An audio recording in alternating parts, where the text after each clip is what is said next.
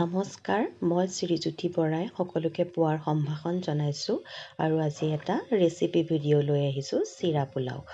আৰু এই চিৰা পোলাওবিধ পুৱা আমি জলপানত খাব পাৰোঁ আৰু ই হেল্ডিও হয় আৰু ল'ৰা ছোৱালীকো দিব পাৰোঁ। তাৰ কাৰণে মই ঘৰতে থকা শাক পাচলি ফ্ৰেঞ্চ বিন, গাজৰ, মটৰ, পিঁয়াজ, কেঁচা জলকীয়া সকলোখিনি কাটি ৰেডি কৰি ল'লোঁ আৰু লগত কেইটামান চিৰা ধুই ল'লোঁ।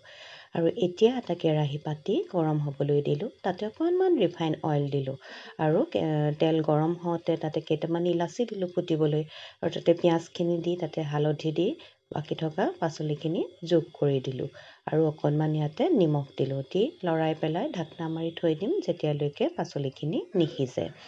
আৰু এয়া আমাৰ পাচলি সিজি গৈছে। এতিয়া ইয়াতে ধুই ৰখা চিৰাখিনি যোগ কৰি দিম আৰু এই জলপানবিধ খাবলৈ খুবেই ভাল লাগে, কাৰণ আমাৰ ঘৰত যিহেতু ৰাতিপুৱা ভাত নচলে, ৰুটি ভাজি হয় আৰু সদায়তো ৰুটি ভাজি খাই ভালো নালাগে, আমনিও লাগে। গতিকে তাৰ সলনি কেতিয়াবা মই চিৰা পোলাও বনাই দিওঁ বা অন্যান্য জলপানো দিওঁ। আৰু এতিয়া ইয়াতে অকণমান চেনি যোগ কৰি দিম, যিহেতু পোলাও বুলি ক'লে অকণমান মিঠা মিঠা টেষ্টটো ভাল লাগে আৰু অকণমান মিট মছলা পাউডাৰো ইয়াতে দি দিম যাতে টেষ্টটো আৰু অলপ বাঢ়ে। এয়া হৈ গৈছে আৰু এতিয়া গৰমে গৰমে পৰিৱেশন কৰক, ল'ৰা ছোৱালীকো দিয়ক, লগত এটা বইল কণীও দিছোঁ। গতিকে খাওক, খাই পেলাই কেনেকুৱা পাইছে আপোনালোকেও বনাই খাওক, জনাবলৈ নাপাহৰিব। আজিলৈ ধন্যবাদ।